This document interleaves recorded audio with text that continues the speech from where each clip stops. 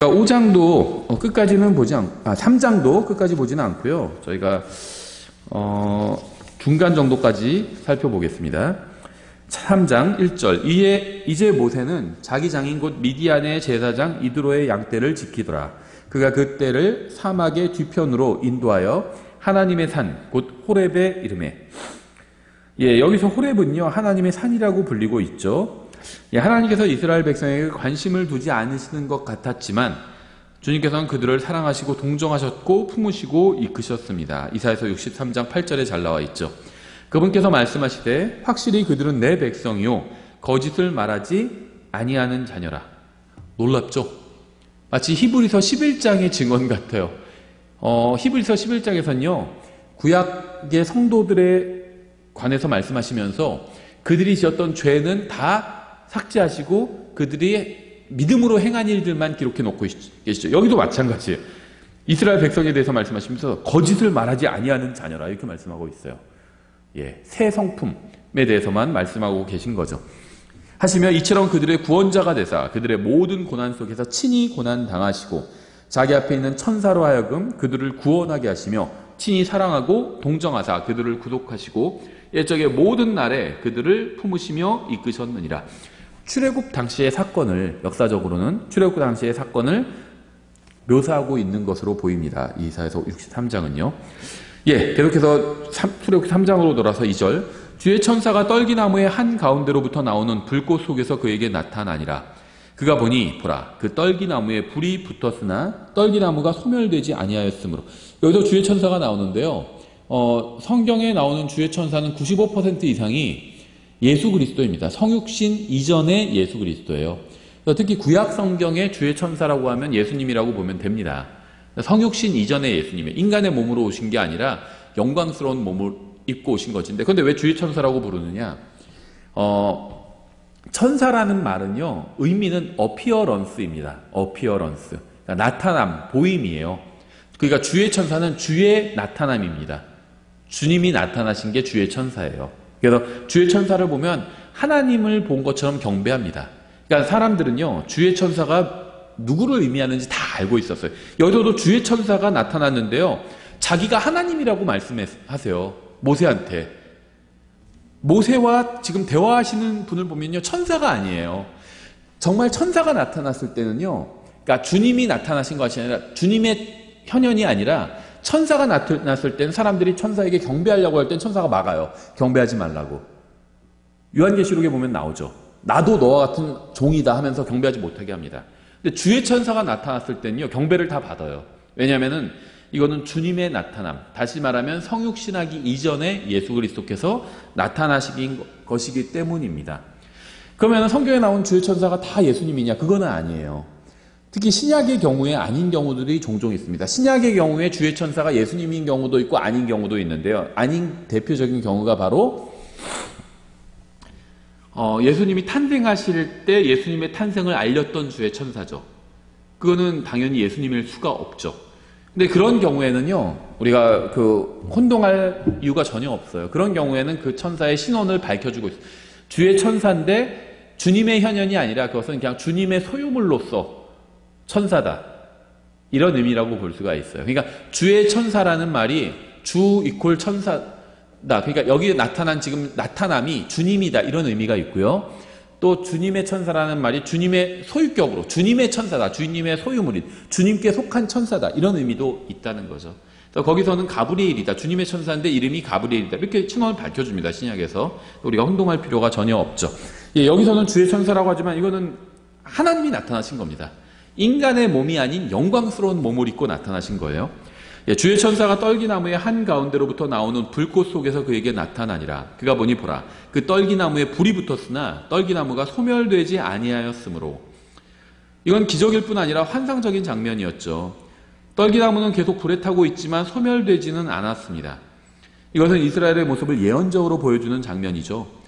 하나님께서는 아브라함에게 그의 자손이 가나안 땅에 평안히 거하게 될 것이라는 약속을 주셨습니다.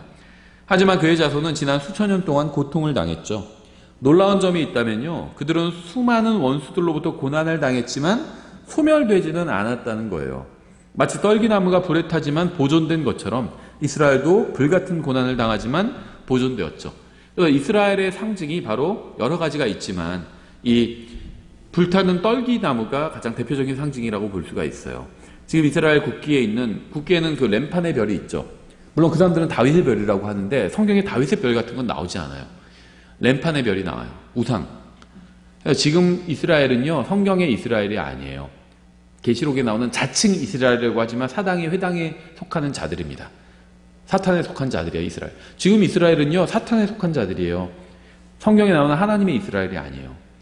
나중에 대환란 때 이제 하나님의 이스라엘이 등장하게 될 겁니다. 그래서 지금 이스라엘 국기는요, 잘못됐습니다. 성경적인 건 아니에요. 오히려 마귀적이죠. 램판의 별이 나와 있어요.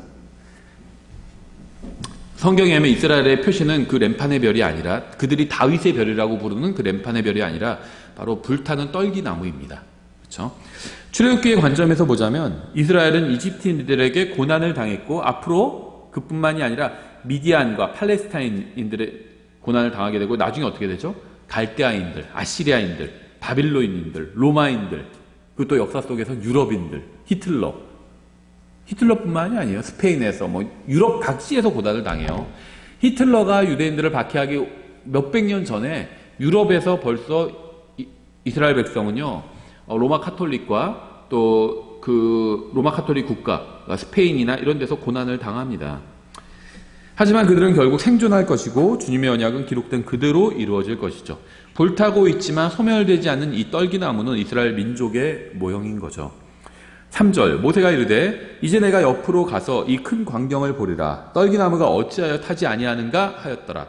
그가 보려고 옆으로 가는 것을 주께서 보시고 하나님께서 그 떨기나무의 한가운데로부터 그를 불러 이르시되 모세야 하시니 그가 이르되 내가 여기 있나이다 하거늘 떨기나무는 불에 타고 있었지만 소멸되지 않을 뿐 아니라 한가운데서 하나님의 음성이 나왔습니다. 하나님의 음성이 나왔어요. 왜 그랬을까요? 하나님께서 거기 계셨기 때문이에요. 주의 천사가 하나님이에요. 여기서 나온 주의 천사는 하나님입니다. 주님의 현현이에요. 5절 그분께서 이르시되 여기로 가까이 오지 말라. 내가 선 곳은 거룩한 땅이니 내 발에서 신을 벗으라 하시고, 구약 성경에서는요, 거룩하신 하나님 앞에서 신발을 벗어야만 했습니다. 신발이 지저분하잖아요. 그렇죠. 그래서 신발을 벗어야 됐어요. 하지만 신약 성경에서는요, 집 나간 탕자가 방황하다가 돌아오자 신발을 신기라고 말씀하고 있죠.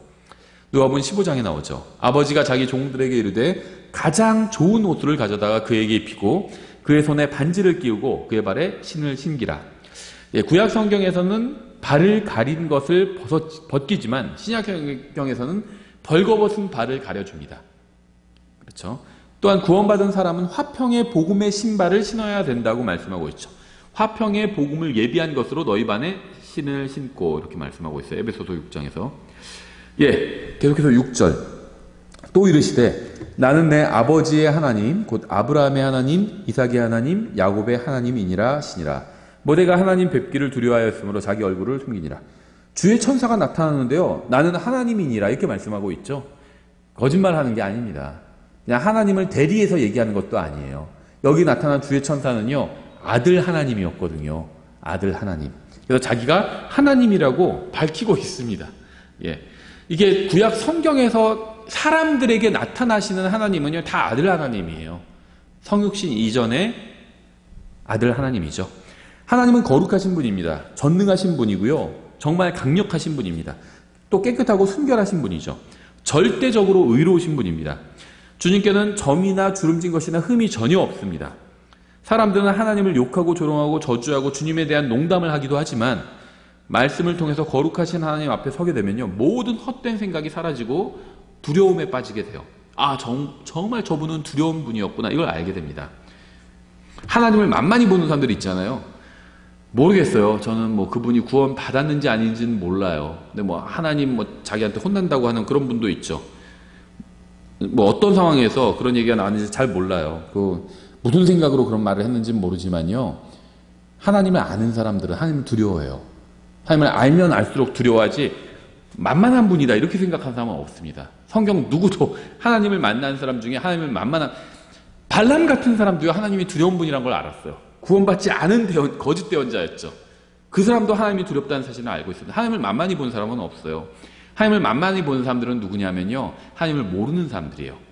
하나님을 모르는 사람들이 하나님 갖고 조롱하고 욕하고 신성모독하고 그럽니다. 하나님 아는 사람들은 하나님 두렵다는 걸 다 알아요. 성경에서 하나님을 만난 사람들은 어떤 반응을 보이는 줄 아세요? 이사야서 6장 5절에 이렇게 되어 있죠. 그때 내가 이르되, 이사야죠, 내게 화가 있도다. 내가 망하게 되었도다. 나는 입술이 부정한 사람이요 또 입술이 부정한 백성의 한가운데 거하거니와 내 눈이 왕꽃 만군의 주를 보았도다 하네. 하나님 만난 사람의 반응이에요. 신약에도 있죠. 베드로도 비슷한 반응을 보였어요. 누가복음 5장에 시몬 베드로가 그것을 보고 예수님의 무릎 앞에 엎드려 이르되, 오 주여 내게서 떠나소서, 나는 죄 많은 사람이니이다. 하나님을 만난 사람들의 반응 다 이렇습니다. 그렇죠. 베드로나 이사야보다 하나님이랑 더 친한 사람 있나요? 이 세상에 지금 살고 있는 사람 중에? 성경에는 있어요. 그렇죠. 에녹이나 아브라함이나 모세나 이런 사람들은요, 베드로나 이사야보다 하나님과 더 가까웠습니다. 그렇죠. 근데 성경에 나온 인물 말고 지금 살고 있는 사람 중에 하나님보다, 이 사람들보다 더 하나님과 가까운 사람이 있나요? 이 사람들도 하나님 앞에서 막 두려워서 떨었는데,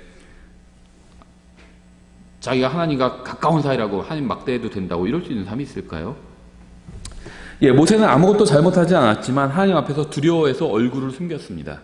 이게 이제 타락한 아담의 본성을 이어받은 사람의 특징입니다. 잘못한 게 없어도 내 안에 죄의 본성이 있잖아요. 하나님을 두려워하고 피하게 됩니다. 모세는요, 지금 마주대야 하는 존재가 자신과 같은 죄 많은 인간이 아니라는 사실을 알았어요. 정말 하나님 맞아요? 이렇게 따지지 않았습니다. 하나님을 만나면요, 알아요. 당신이 없군요. 그래서 제가 읽은 책 중에 가장 감명 깊게 읽은 두 권의 책이 있는데요. 그 중에 하나가 세계 선교 전면전이라는 책이에요. 맥스웰이라는 분이 쓴 책인데요. 거기에 이제 아주 좋은 이야기들이 많이 나오는데, 거기에 이런 얘기가 나와요. 지난 세기, 이제 필라델비아 교회 시대의 이야기죠. 복음을 전했더니, 중국에서 복음을 전했더니, 어떤 이제 중한테 복음을 전했더니, 그 사람이 그러면서 하나님에 대해서 얘기해 줬대요. 그랬더니, 아, 그분이었군요. 이런 얘기를 하더래요. 그분이었군요. 제가 마음속으로 계속 생각하던 분이 있었는데, 그분이 얘기를 듣고 보니까, 복음을 들어보니까 그분이 바로 그분이었군요. 이런 얘기를 하더래요. 예. 하나님을 만나니까, 아, 그분이 바로 하나님이구나. 이걸 다 알게 된 겁니다. 알게 된 거예요. 그렇죠. 예, 그래서 하나님이 두렵긴 했지만 자기한테 지금 말씀하시는 분이 바로 그분이다. 온 세상을 창조하신 바로 그분이다. 이 사실을 모세가 바로 알았습니다. 모세는 처음에 불타는 떨기나무를 보고 신기하게 생각했지만 하나님의 말씀을 들은 후에는 하나님의 영광에 이제 압도되고 있어요. 우리의 의는 우리 같은 사람에게나 좋은 인상을 줄 뿐 하나님께는 아무 의미가 없죠. 우리가 아무리 대단한 행위를 한다 해도 하나님께서는 감동하지 않으십니다. 왜냐면요, 느낌이 안 와요. 아무리 대단한 일을 해도 하나님은 그보다 훨씬 더 대단한 일을 보셨거든요. 감동이 안 된다는 겁니다. 하나님을 감동시킬 수 있는 건 하나밖에 없어요. 바로 예수 그리스도의 십자가 대속입니다. 예수님만이 하나님을 감동시킨다는 건 마음을 움직인다는 거잖아요. 예수님만이 하나님의 마음을 움직일 수가 있어요. 우리들이 아무리 잘나고 대단하고 의롭고 엄청난 일을 해도요, 하나님 보실 때는 아무것도 아니에요. 마음이 움직이지가 않아요. 감동이 안 돼요. 그렇죠. 예수님만이 하나님께 감동을 드릴 수 있어요. 그래서 우리는 예수님 안으로 들어가야 됩니다. 모세는 전능하신 하나님 앞에 섰습니다. 언젠가 우리도 이분 앞에 서게 될 겁니다. 그분 앞에 서기 전에 변호인을 선임해 두는 것이 좋을 거예요. 심판자인 하나님 앞에 서기 전에 구원자이신 예수님과 특별한 관계를 맺어두는 것이 좋을 겁니다. 모든 죄에 대한 대가를 요구하시는 분 앞에 서기 전에 예수 그리스도의 피로 미리 씻어두는 것이 좋을 겁니다. 아무런 준비도 하지 않고 전능하신 하나님 앞에 서는 것보다 더 어리석은 일은 없어요. 계속해서 7절, 주께서 이르시되 내가 이집트에 있는 내 백성의 고난을 분명히 보았고 또 그들의 작업 감독들로 인하여 부르짖는 것을 들었나니 내가 그들의 고통을 아노라. 보았고 들었고 알고 있다. 이렇게 말씀하셨죠. 이건 정말 우리에게 위로를 주는 말씀입니다. 하늘에 계신 우리 아버지께서는 우리의 모든 고난을 보셨고 우리의 부르짖는 소리를 들으셨고 우리의 고통을 알고 계세요. 알고 계십니다. 그렇죠? 예수님께서는 인간의 몸을 입고 이 세상에 오셔서 우리를 위해서 고난을 당하셨고 슬픔의 사람이 되셨습니다. 시편 106편 43절 이렇게 되어 있어요. 그분께서 여러 번 그들을 건지셨으나 그들은 자기들의 꾀로 그분의 경노를 일으켰고 자기들의 불법으로 인하여 낮아지게 되었도다. 그럼에도 불구하고 그분께서 그들의 부르짖음을 들으실 때 그들의 고난에 주목하시며 그들을 위하여 자신의 언약을 기억하시고 자신의 많은 긍휼에 따라 뜻을 돌이키시며 또 그들로 하여금 그들을 포로로 끌려간 모든 자들에게 불쌍히 여겨지게 하셨도다. 이 말씀은 출애굽기와 정확히 일치하죠. 하나님은 이스라엘 민족에게 빚을 진 적이 없습니다. 하나님께서는 그들을 구원해야 될 의무가 없어요. 하지만 하나님은 은혜와 긍휼이 충만하신 분이기 때문에 그들의 고통을 보시고 부르짖음을 들으시고 구원자를 보내서 구원해 주셨습니다. 그들이 구원받을 자격이 있기 때문이 아니라 자신의 긍휼과 은혜에 따라서 구원해 주신 거죠. 우리도 마찬가지죠. 구원받을 자격이 있는 사람이 누가 있겠어요? 그냥 하나님께서 은혜로 긍휼로 우리를 구원해 주신 겁니다. 8절 내가 그들을 이집트 사람들의 손에서 건져내고 그들을 그 땅에서 데리고 올라와 아름답고 광대한 땅 젖과 꿀이 흐르는 땅 곧 가나안 족속과 헷 족속과 아모리 족속과 브리스 족속과 히위 족속과 여부스 족속의 처소로 이끌려고 내려왔노라. 가나안 족속과 헷 족속, 아모리 족속, 브리스 족속, 히위 족속, 여부스 족속은요 아무 죄가 없는 무고한 자들이 아니었습니다. 하나님께서 이스라엘 민족을 통해서 그들을 심판하신 이유는요 그들이 지은 끔찍한 죄 때문이었어요. 이 가나안 땅은요 하나님께서 나중에 천년왕국의 수도로 삼으실 천년왕국을 세우실 지역이죠. 물론 전 지구가 다 천년왕국이 되겠지만 여기가 이제 천년왕국의 수도예요. 또 그 중에서 특히 더 수도가 예루살렘인 거죠. 그걸 마귀가 알기 때문에요 미리 선점한 겁니다. 그래서 이 바빌론 종교가 이 가나안에 정착하게 되죠. 그래서 하나님께서는요 이스라엘 민족을 통해서 이 가나안 바빌론 종교에 물든 가나안 민족을 심판하신 겁니다. 하나님께서는 한 민족을 통해서 죄를 지은 다른 민족을 항상 심판하십니다. 심판의 도구가 된 민족이 죄를 지으면요 또 다른 민족을 심판의 도구로 삼아서 또 심판하십니다. 이것이 바로 하나님께서 이스라엘 민족을 통해서 가나안 민족을 심판하신 이유고요.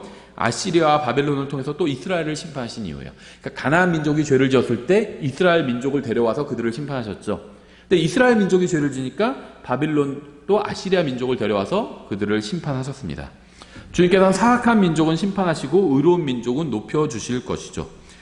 9절 그러므로 이제 보라 이스라엘 자손의 부르짖음이 내게 이르렀고 이집트 사람들이 그들을 학대하며 학대하는 것도 내가 보았나니 그런즉 이제 오라 내가 너를 파라오에게 보내리니 이로써 내가 내 백성 곧 이스라엘 자손을 이집트에서 데리고 나가리라. 이제 하나님께서는 아브라함에게 하신 약속을 이루기 시작하시죠. 하나님께서는 무엇인가를 하실 때 주된 방법은 자신의 일을 수행할 한 사람을 선택하시는 것입니다. 주님께서는 그 사람을 통해서 말씀하시고 놀라운 일을 행하십니다. 한 사람을 선택하셔서 하나님께서는 모세 없이도 이스라엘 백성을 이집트에서 데리고 나오실 수가 있었어요. 충분히.